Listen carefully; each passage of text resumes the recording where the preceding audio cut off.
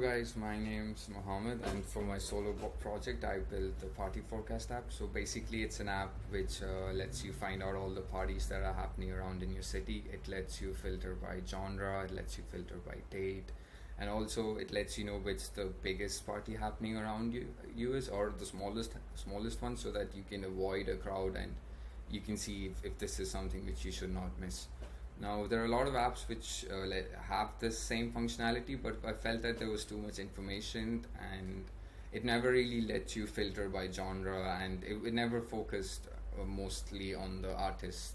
So that's why I wanted to give this a try, and let's go ahead.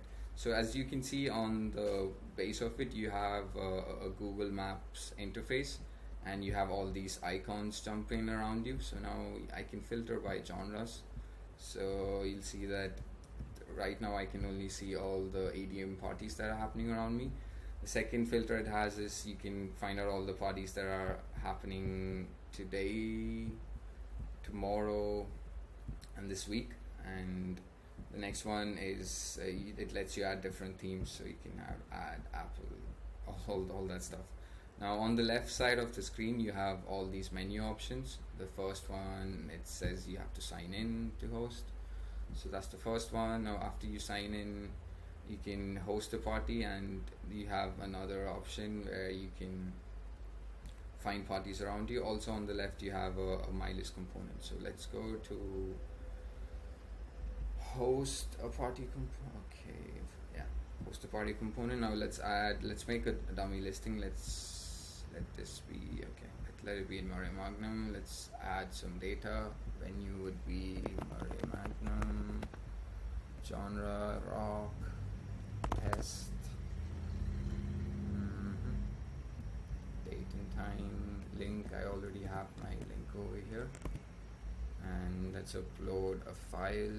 Let's add this one, but you can add any image that you want, and it automatically crops it and uploads it. Now once you click on submit, it gives you an info box component, and it shows that you've registered the party. Now let's go back to the find party component, and let's try to find that. Okay, so this is Mare Magnum. I can tell it, let me change the theme. So all the information we entered is right there. Now the info box also has 3 components where you can say if you're going for the party or not, and the amount of people that vote for going, it affects the size of the icon. So let me filter by EDM again. So you see that some of them have a bigger icon size and some of them are smaller. That's because of the score that they have. Now when you click on going somewhere, it also adds the party to your my list component, and if you click on anything, let's make the filter to all genres again, and click on anything, it takes you to that particular party, and again it's all the information. Okay.